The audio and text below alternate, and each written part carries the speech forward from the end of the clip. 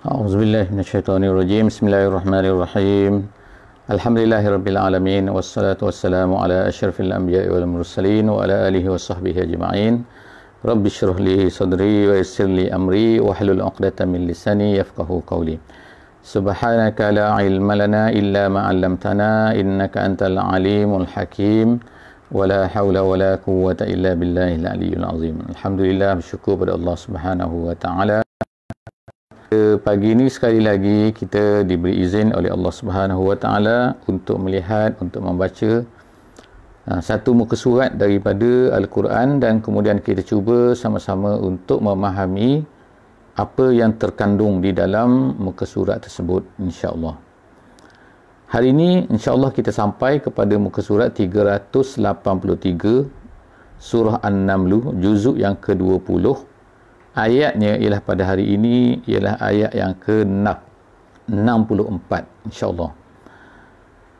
Jadi kita akan sama-sama dulu membaca sedikit daripada ayat ini untuk mengambil keberkatan daripada ayat-ayat Allah Subhanahu wa taala.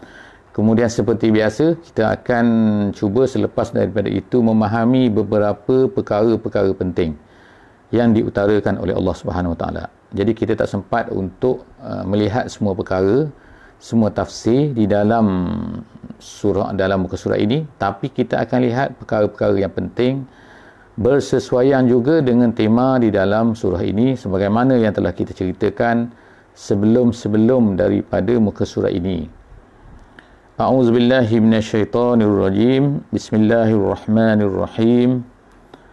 Amman yabda'ul khalqa thumma yu'iduhu wa man yarzuqukum minas samai wal ard a ilahum ma'allah qul hatu burhanakum in kuntum shadiqin. Sadaqallahul azim. Ayat ini, ayat yang akan kita bincangkan pada pagi ini masih lagi merupakan sambungan daripada ayat daripada muka surat sebelumnya. Muka surat sebelumnya, selepas daripada Allah Ta'ala menceritakan kisah Nabi-Nabi yang ada beberapa Nabi-Nabi, iaitu Nabi Sulaiman, Nabi Daud alaihissalam, kemudian Nabi Saleh, kemudian Nabi Lut. Jadi pada ayat selepas daripada itu, Allah Subhanahu wa taala ceritakan kepada kita pula tentang beberapa kebesaran Allah Subhanahu wa taala, beberapa kuasa Allah, dan beberapa perkara yang mana menjadi sebab sepatutnya orang-orang manusia ni sepatutnya beriman kepada Allah Taala. Jadi sebab itulah banyak daripada ayat-ayat sebelum daripada ni kita telah jumpa Allah Taala berkata a ilahum Allah. Setelah daripada Allah Taala cerita begini, kemudian dia kata a ilahum Allah. Ada ketuhan yang patut disembah selain daripada Allah. Jadi ayat yang kita baca pada hari ini 64, muka surat ayat yang ke-64, muka surat 383 ini masih lagi menyambung perkara tersebut, iaitu Allah Ta'ala ceritakan kebesaran dia, kehebatan dia yang tidak mampu dibuat, tidak mampu diikuti, tidak mampu dilaksanakan oleh semua sembahan yang lain daripada Allah Subhanahu Wa Ta'ala. Sebab tu Allah Ta'ala kata amman yabda'ul khalq, siapakah amman yabda'ul khalq, yabda'u memulakan penciptaan, kejadian, kemudian summa yu'iduh, kemudian dia mengembalikan semula. Mengembalikan iaitu apa? Iaitu mematikan selepas daripada hidup. Sebelum daripada ni siapa yang menghidupkan daripada mati? Allah Ta'ala. Kemudian selepas daripada itu dia yang mengembalikan kepada mati. Wa man yarzuqukum minas samai wal ard, kemudian dia siapakah Tuhan, siapa lagi yang boleh memberi rezeki daripada langit dan juga daripada bumi? Kita tengok kan, rezeki datang daripada langit, ada rezeki datang daripada bumi. Kalau kita kerja petrol, kita ambil minyak daripada bumi, tapi petani-petani mengharapkan hujan. Jadi kita baru habis ayat yang pertama, kita akan masuk pula kepada ayat yang kedua. Jadi Allah Ta'ala tadi menyebutkan iaitu apa? Dua tanda kekuasaan dia, menciptakan dan juga memberi rezeki. Seterusnya Allah Ta'ala berkata dalam ayat 65, Qul la ya'lamu man fis samawati wal ardil ghaiba illa Allah wa ma yash'uruna ayyana yub'atsun. Allah Ta'ala berkata, katakan wahai Muhammad, kata wahai pendakwah, wahai orang yang menyeru kepada Islam, wahai orang yang mengajak kepada Islam, dia katakan la ya'lamu man fis samawati wal ardil ghaiba. Tidak ada siapa yang di langit, siapa yang di bumi yang mengetahui tentang perkara gaib ini melainkan Allah Ta'ala. Jadi ada siapa yang tahu tentang gaib? Tak tahu. Siapa boleh mencipta? Boleh menjangkakan. Manusia buat alat-alat untuk menjangkakan tsunami contohnya. Tapi tsunami berlaku juga. Mereka tahukah di sini akan berlaku tsunami ataupun tidak berlaku? Manusia tidak tahu. Jadi maknanya kat sini ialah apa-apa yang nak berlaku, kalaulah manusia ni boleh tahu apa yang akan berlaku, nescaya manusia akan boleh menjangkakan. Menjangkakan boleh, tapi manusia boleh tahu apa yang akan berlaku dalam masa 10 minit, 1 jam, 10 tahun dan sebagainya. Tapi adakah manusia boleh tahu? Presiden negara yang paling hebat dalam dunia pun tak tahu bila dia mati. Maknanya kat sini ialah Allah Ta'ala saja yang mengetahui. Ada siapa lagi yang tahu? Alat-alat macam mana pun tak akan tahu. Jadi menunjukkan bahawa, sebab tu Allah Ta'ala cabar kan, la ya'lamu man fis samawati wal ardi. Tak ada siapa pun di langit dan di bumi ni yang tahu al-ghaib illallah, melainkan Allah Ta'ala. Jadi tapi dia kata mereka ini tidak menyedari bilakah mereka ini pula akan dibangkitkan, iaitu mereka akan mati, tak tahu. Akan bangkit bila? Tak tahu. Semua itu tak tahu. Seterusnya Allah Ta'ala berkata, baliddaraka ilmuhum fil akhirah bal hum fi syakkim minha bal hum minha amun. Artinya bahkan mereka yang kafir itu telah berkali-kali mengetahui tentang hari akhirat, tetapi mereka tidak meyakininya. Iaitu artinya apa? Allah Ta'ala ni kalau dalam dalam tafsiran dia kata bal bermakna hal. Adakah bal situ bermakna hal? Adakah baliddaraka, adakah maknanya mereka itu mengetahui kan? Iaitu mereka mengetahui apa? Mengetahui tentang akhirat itu tu. Mereka tak tahu ke tentang akhirat? Mereka tak tahu ke? Tak. Mereka dah tahu tentang akhirat tu. Kalau ikutnya lah. Tapi Allah Ta'ala kata bahkan mereka itu syak, tak percaya, tak yakin. Allah Ta'ala, maknanya sini Nabi SAW, para pendakwah, Nabi-Nabi terdahulu, Rasul-Rasul terdahulu telah memberitahu kepada mereka tentang akhirat ni berkali-kali, sebagaimana dalam Quran. Sebab itulah kita tengok dalam Quran ni dia berkali-kali cerita tentang akhirat, tekankan pasal akhirat ni. Akhirat artinya hidup selepas mati tu, yub'atsun tu. Tapi adakah mereka ni terima? Tak terima juga. Jadi sebab itulah Allah tekankan supaya apa? Kalau orang tu menerima akhirat ni, menerima bahawa rasa bahawa dia selepas daripada dia ni mati akan dibangkitkan balik dan akan dikira dosa pahalanya, maka mereka mesti akan beriman dan mereka akan bersungguh-sungguh untuk buat kebaikan. Sebab apa? Mereka tahu kan, selepas daripada ni mereka akan dikira, akan dihisap oleh Allah Subhanahu Wa Taala. Tapi sebab ada syak itulah, tu masalahnya. Maknanya ilmu tu dah tahu kan, kalau ikutnya kan dah tahu, dah diberitahu, maknanya information tu dah ada, tapi tak yakin. Jadi sebab tu balhum minha, Allah Ta'ala kata bahkan mereka amun tu ialah buta. Buta apa? Iaitu buta mata hati, bukan buta mata. Tapi bukan tak ada hati, bukan tak ada otak, bukan tak ada pemikiran.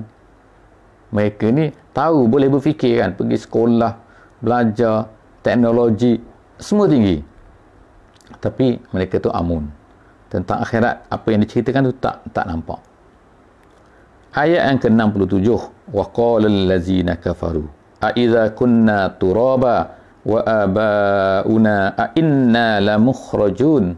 Mereka kata pula kan, orang kafir tu kata apa? Allah Ta'ala ceritakan, iaitu apa? A idza kunna turaban, adakah kami ni kalau dah jadi tanah, dan juga datuk nenek kami dan jadi tanah, adakah semua ni a inna lamukhrajun? Mukhrajun tu artinya dikeluarkan.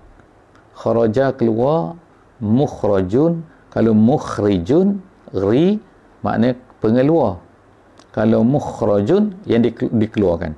Jadi mereka ni bertanya kan, kami ni dah jadi tanah, dah jadi ni, semua nenek-nenek kami jadi tanah, kami tengok tak keluar-keluar pun. Jadi sebab itulah dia, itu antara benda yang mereka ni nak menunjukkan bahawa mereka tak percaya kepada kebangkitan semula. Jadi sebab apa? Sebab mereka tengok datuk nenek mereka pun tak dikeluarkan semula, maka bagaimanakah mereka akan rasai bahawa mereka ni akan dikeluarkan. Jadi sebab itulah mereka tengok pada benda, mereka tak percaya kepada benda yang diceritakan, tapi mereka hanya percaya kepada apa yang mereka tengok. Jadi macam sekarang lah manusia sekarang ni, percaya kepada apa yang mereka tengok, tapi tak percaya sangat kepada apa yang dicerita. Yang menceritakan bukan orang biasa kan? Yang menceritakan itu ialah para nabi. Jadi para nabi ni menceritakan benda yang adalah betul, benda ghaib, benda yang kita tak nampak oleh mata. Jadi sebab itulah bagi kita kepercayaan kepada benda ghaib adalah salah satu daripada benda yang sangat penting. Kalau tak percaya kepada benda ghaib, habis. Itu ada, jadi ada, kita ada pun kan, kita ada ilahiyat, kita ada nubuwat, kita ada ghaibiyat nama dia, iaitu percaya kepada uluhiyat, kepada ketuhanan, percaya kepada kenabian, dan percaya kepada benda-benda ghaib. Benda-benda ghaib itu termasuklah alam malaikat, alam jin, alam qada dan qadar dan sebagainya. Benda itu adalah benda-benda ghaib. Laqad wa'idna hadza nahnu wa aba'una min qabl in hadza illa asatirul awwalin. Itu kata-kata mereka lagi, kata-kata orang kafir lagi. Dia kata apa? Kami dulu pernah dikatakan macam ni juga. Datuk-datuk nenek kami dulu pun macam ni juga. Iaitu apa? Diceritakan oleh nabi-nabi. Jadi bukan kau saja Muhammad sekarang ni yang cerita benda ni, tapi nabi-nabi dulu pun, datuk nenek kami pun pernah diingatkan, pernah dijanjikan, tapi tak ada. Semua tu dia kata asatirul awwalin, dongeng-dongeng je, dongeng-dongeng orang-orang dahulu. Jadi kamu ni Muhammad, kamu ni wahai pendakwah sekarang, hanya mengulang balik apa yang diceritakan, apa yang diceritakan oleh nabi-nabi dulu, orang-orang yang mengaku nabi, kata mereka. Jadi tengok kan, itu maknanya benda pengulangan-pengulangan yang diungkap-ungkap lagi sampai sekarang kita tengok benda tu masih berlaku lagi. Dia kan? Jadi apa selepas daripada tu, dalam ayat 69 Allah Subhanahu wa taala telah mengatakan, iaitu suruhan, satu suruhan, kul siru fil ardi fanzuru kaifa kana akibatul mujrimin. Allah Subhanahu wa taala dia telah meninggalkan banyak tempat-tempat atas dunia ni. Allah Taala tak hapuskan semua. Kalau hapuskan semua, maka orang sekarang tak nampak apa yang telah berlaku kepada orang dulu. Jadi itu antara hikmah yang boleh kita capai kan. Kenapa ada benda-benda lagi, kesan-kesan. Orang sekarang panggil arkeologi.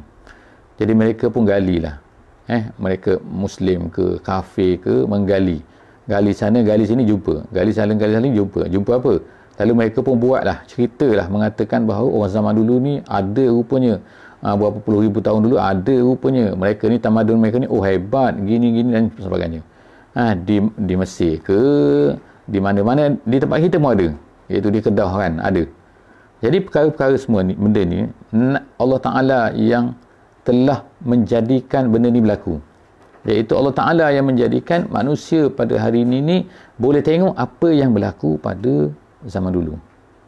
Apa yang berlaku zaman dulu tu kita boleh tengok. Kadang-kadang ada tulisan. Tulisan yang boleh dibaca. Sebagaimana apa ni, di Mesir dijumpai batu Rashid, dipanggil Rosetta Stone. R-O-S-S-E-T-T-A, Rosetta Stone. Dan juga di Babylon di Iraq ada orang jumpa. Apa ni, macam-macam jumpa kan. Digali-gali jumpa. Jadi ada rupanya tamadun dulu. Tamadun itu bukan tamadun dongeng, tapi siap dijumpai dengan batu-batu yang bertulis. Lalu dijumpalah kerajaan Babil dan sebagainya. Semua itu nak menunjukkan apa? Menunjukkan bahawa Allah Ta'ala telah kekalkan setengah-setengah benda ni untuk apa? Untuk kita tengok. Jadi sebab itulah disebut kat sini. Jadi bila dah ada tu, kita boleh pergi tengok. Bukan tak boleh pergi tengok kan. Siru, berjalan dah. Jadi inilah tujuan berjalan. Bukan tujuan dia untuk selfie saja. Ambil gambar dekat Paris, ambil gambar dekat Jepun, ambil gambar dekat apa ni kan, bunga. Macam-macam lah kan Jadi Allah Ta'ala kata tengok, pergi dan kemudian tengok. Tengok maknanya, kalau pergi saja tak tengok, berjalan saja tak tengok, ini adalah masalah tidak memenuhi apa yang Allah Ta'ala nak daripada ayat ni. Ayat 69 surah An-Naml. Jadi dia kata, kul siru, kemudian tu fanzuru. Maka hendaklah kamu tengok apalah telah terjadi kepada orang-orang yang jahat tu, orang yang berdosa, orang yang menentang Nabi-Nabi terdahulu. Kemudian wala tahzan alaihim wala takum fi dhaikim mimma yamkurun. Kemudian kita tahu kan, ayat ini adalah ayat yang antara terakhir turun semasa Nabi SAW berada di Mekah. Jadi di Mekah ni adalah suasana dakwah. Suasana Nabi ni menghadapi keperitan, kesusahan dalam dakwah baginda sallallahu alaihi wasallam. Jadi apa yang berlaku, nalurinya, fitrah manusia ni ialah dia ni akan sedih bila apa yang dia buat tak tercapai. Bila dia nak tak tercapai. Bila dia beri cerita kepada orang, orang tak terima. Jadi sebab tu ada perasaan sedih. Jadi Allah Subhanahu Wa Taala mengulit kat sini, mentasliah, menghiburkan Nabi, mengajak Nabi, menceritakan kepada Nabi dan minta daripada Nabi, jangan sedih. Wala tahzan alaihim, ke atas mereka. Kalau kafir mereka tu, biarlah nak macam mana, jangan sedih. Itu ketetapan Allah. Kamu dah buat apa yang patut kamu buat. Jadi sekarang jangan sedih. Wala takun fi dhaikin mimma yamkurun. Dan kemudian yang kedua, jangan kamu rasai sempit dada, gelisah, takut dengan apa yang mereka plankan. Mereka plan macam-macam lah, mereka bunuh gini-gini. So jangan takut kan. Sebab apa? Kalau mati pun mati syahid. Kalau tak mati pun Allah Ta'ala selamatkan. Tak apa kan. Semua benda tu Allah Ta'ala tahu kan. Dalam pemerhatian Allah Subhanahu Wa Ta'ala. Seterusnya, wa yaquluna mata hadzal wa'du in kuntum shadiqin. Ulang lagi, Allah Ta'ala ulang lagi kan. Jadi perkataan ni, perkara yang macam ni kita tengok dalam Quran dia berulang-ulang Maknanya banyak kali. Bukan hanya satu kaum saja. Bukan hanya kaum Muhammad saja, kaum Quraisy, tapi kaum-kaum terdahulu pun sama. Iaitu apa? Wa yaquluna mata hadzal wa'du in kuntum shadiqin. Mana dia kata. Kalau kamu ni benar apa yang kamu dakwa, mana? Bawalah datang, bawalah. Yang kamu janjikan tu. Itu benda standard yang apa dihadapi oleh para nabi. Jadi kalau kita tak menghadapi benda ni, maka kita ni mungkin ada sebab lah kan. Sebab apa orang tak kata macam ni? Mungkin kurang dakwah dan sebagainya. Qul asa an yakuna radifa lakum ba'dul ladzi tasta'jilun. Jadi Nabi SAW disuruh oleh Allah Ta'ala supaya berkata apa? Asa an yakuna radifa lakum. Asa tu semoga. Semoga tidak lama lagi akan datang. Rodifa tu ialah, kalau ikutnya rodif ni orang yang dalam bahasa asalnya, iaitu kalau orang kita naik motosikal, kita naik basikal, kita naik kenderaan yang duduk berdua gitu kan. Itu dipanggil rodif. Yang belakang tu panggil rodif. Maknanya orang yang datang belakang, orang yang dekat namanya. Dia datang di belakang dan dekat dengan kita. Jadi rodifalakum ba'dul ladzi tasta'jilun. Kamu sekarang ni meminta kan. Kamu minta mana, itu minta tu, nak cepat lah kan, nak tengok sekarang ni kami nak tengok, tasta'jilun. Jadi Allah Subhanahu Wa Taala memberi arahan kepada Nabi SAW supaya berkata kepada mereka tu, tak apa, moga-moga nanti apa yang kamu nak tu mungkin akan datang lagi. Aku dah cerita dah tentang kaum Samud. Aku dah cerita dah tentang kaum Ad. Aku dah cerita tentang kaum Nabi Lut, Sodom. Aku dah cerita tentang semua Nabi-Nabi tu, aku dah cerita kepada kamu. Maknanya kan macam tu. Dan semua Nabi, umat-umat terdahulu tu, mereka ni dikena azab oleh Allah Subhanahu Wa Taala. Kenapa? Keingkaran mereka terhadap para Nabi. Jadi kamu ni, kalau kamu nak tak lama lah. Kalau datang, wallahu a'lam lah. Datang ke tak datang kan. Tapi memanglah selepas daripada itu datang dalam bentuk yang lain. Iaitu apa? Hampir ke semua pembesar-pembesar Mekah ni mati di Badar. Yang tinggal Saki-Baki itu kena belasah di Uhud sana. Kemudian habis dengan di Ahzab. Habis selepas daripada itu. Tak bangkit dah. Jadi 3 peperangan besar saja yang dihadapi oleh Nabi untuk menghadapi orang-orang Quraisy ni. Lepas tu Fathu Mekah. Tak melawan Fathu Mekah ni. Wa inna rabbaka lazu fadlin 'alan nasi walakinna aktsarahum la yashkurun. Allah Taala kata, Allah Taala ni banyak kelebihan dia, banyak kurniaan dia kepada manusia. Walakin, tetapi manusia ni kebanyakan daripada mereka tidak bersyukur. Jadi maknanya kita tak boleh ikut orang ramai. Sebab apa? Orang ramai ni, banyak daripada mereka ni tidak bersyukur. Jadi kalau ikut orang ramai, maknanya tak bersyukur jugalah kita. Jadi kita ni bukan maknanya kalau orang buat macam tu kita buat lain, bukan. Tapi maknanya Allah Ta'ala nak cerita, iaitu kalaulah ramai orang tidak ikut, ramai orang tidak nak kepada kebaikan, jadi benda tu adalah lumrah. Jangan kita rasa kecewa, jangan kita rasa doikin tadi tu kan, yang Allah Ta'ala kata tadi. Jadi apa ni, la tahzan, satu, jangan sedih, dan jangan rasa doik tu sempit dada. Wa inna rabbaka la ya'lamu ma tukinnu suduruhum wa ma yu'linun. Allah Ta'ala kata sini, dia kata Tuhan kamu ni tahu apa yang ada di dalam hati mereka, apa yang terpendam. Ma tukinnu suduruhum, apa yang terpendam, apa yang ada, apa yang tersembunyi di dalam fi suduru ma tukinnu suduruhum, apa yang ada dalam dada mereka tu Allah Ta'ala tahu. Apa yang terbenam tu, wa ma yu'linun, dan juga apa yang mereka ceritakan, apa yang mereka zahirkan. Jadi maknanya Allah Ta'ala kata, Allah Ta'ala tahu apa yang ada dalam hati, Allah Ta'ala tahu apa yang di luar mereka tahu, iaitu apa, mereka ni suka ke, mereka menentang ke. Tapi sebab itulah bila Allah Ta'ala cerita mereka ni menentang, bahawa Allah Ta'ala membongkar apa yang ada dalam hati mereka. Jadi sebab itulah kita bila baca Quran kita akan tahu kan. Bukan kita tahu sebab apa, sebab kita ni tahu benda gaib, benda hati-hati orang, tidak. Tapi kita membaca supaya kita ni tahu apa yang ada di dalam dada-dada, apa yang ada di dalam yang terpendam di dalam hati manusia ni yang menentang dakwah, menentang Islam. Wa ma min ghaibatin fis samai wal ardi illa fi kitabim mubin. Tak ada satu benda pun yang gaib. Ghaibah, benda gaib. Fis sama wal ardi, di langit dan di bumi. Maknanya Allah Ta'ala nak cerita kan, semua benda ni Allah Ta'ala tahu. Semua benda fi kitabim mubin, di dalam Lauh Mahfuz, kita kata. Semua tu tertulis. Semua tu dah siap tulis iaitu fi kitabim mubin. Kata tafsir jalan lain, bayyana huwa al-Lauh Mahfuz wa maknun ilmuhu indallahi ta'ala wa minhu ta'zibul kuffar. Di antaranya ialah. Jadi Allah Ta'ala kata, Allah Ta'ala tahu semua benda tu yang telah tercatat, dan jangan risau wahai Muhammad, wahai pendakwah semua.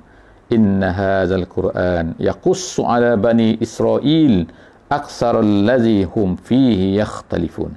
Sesungguhnya Al-Quran ini menceritakan kepada Bani Israel. Yaqussu ala Bani Israel. Quran ini menceritakan kepada Bani Israel perkara yang sebenar-benarnya akan berlaku mengenai kebanyakan hal agama yang mereka perselisihkan padanya. Maknanya kat sini ialah apa? Quran ini Allah Ta'ala telah ceritakan kepada Bani Israel. Bila? Bani Israel yang duduk di zaman Nabi SAW itu. Bani Israel pada masa itu ialah majoritinya tinggal di mana? Iaitu di Madinah Al-Munawwarah lah, di Yasrib pada masa itu. Tapi dia kata tapi apa Allah Ta'ala tu menceritakan apa? Aksarul ladzi hum fihi yakhtalifun, ay bi bayan ma zukira ala wajhi rafi' li ikhtilafi bainahum law khazu bihi wa aslamu. Kalau mereka tu beriman, kalau mereka tu ambil apa yang itu tu, nescaya dia akan menjelaskan, menyelesaikan semua benda yang mereka. Jadi Bani Israel ni kan, dia banyak cerita macam-macam sekali. Ada cerita betul, ada cerita tak betul, macam-macam sekali. Jadi apa yang Allah Ta'ala cerita dalam Quran itu adalah lebih betul lagi daripada apa yang ada di dalam Bani Israel yang mereka betul-betul selisih tu. Yang mereka kata gini, macam-macam. Sebab itulah kalau benda-benda yang tak betul tentang cerita-cerita terdahulu ni biasanya datang daripada Bani Israel, dan kita panggil dia Israiliyat. Israiliyat tu apa? Iaitu benda-benda yang datang daripada Bani Israel. Sebab orang Arab ni tak tahu apa yang berlaku dulu. Yang banyak cerita tentang dulu-dulu ni, yang berlaku kisah Nabi-Nabi terdahulu ni, ialah melalui Bani Israel, melalui orang Yahudi ataupun orang Kristian. Jadi mereka ni banyak cerita. Bila banyak cerita, kadang-kadang cerita tu betul, kadang-kadang cerita tu tak betul. Banyak cerita, kadang-kadang buat cerita, kadang-kadang mereka ni ditipu. Jadi orang Islam ni ada yang mengambil cerita-cerita ni daripada mereka, kan, lalu percaya. Jadi sebab itulah Nabi SAW kata, dia kata kamu boleh ambil daripada Bani Israel, tidak mengapa. Tetapi dia kata kan, tetapi benda yang tidak mengapa, artinya apa tu? Iaitu boleh dengar boleh, Tapi benda yang betul dengan Quran dan hadis kita terima. Benda yang tak betul tak boleh terima. Jadi maknanya kena ada ukuran itu. Pengukur dia, mizan dia, neraca dia ialah Quran dan juga hadis. Dan kemudian tu dalam hadis yang sama Nabi SAW berkata, man kazzaba alayya muta'ammidan falyatabawwa maq'adahu minan nar. Siapa yang mengatakan kepada aku, iaitu mengatakan satu benda yang aku tak kata, aku tak buat, mengada-ngada ke atas aku, man kazzaba alayya muta'ammidan, dengan sengaja, maka Allah Ta'ala akan sediakan kepadanya neraka, azab kepadanya. Falyatabawwa, disediakan tempatnya di dalam neraka. Jadi setakat itulah saja hari ini, muka surat 383 kita dapat pengajaran sikit, iaitu ada perdebatan lagi di antara Nabi dan juga dan Allah Ta'ala menjawab. Menjawab apa? Dan juga Allah Ta'ala juga memberi tasliyah, memberi hiburan kepada Nabi kita sallallahu alaihi wasallam dan kepada kita semualah sehingga hari kiamat. Aku qauli hadza wa astaghfirullahal azim li wa lakum. Bismillahirrahmanirrahim. Wal 'asri innal insana lafi khusr illa allazina amanu wa 'amilus solihat wa tawasaw bil haqqi wa tawasaw bis sabr. Assalamualaikum warahmatullahi wabarakatuh.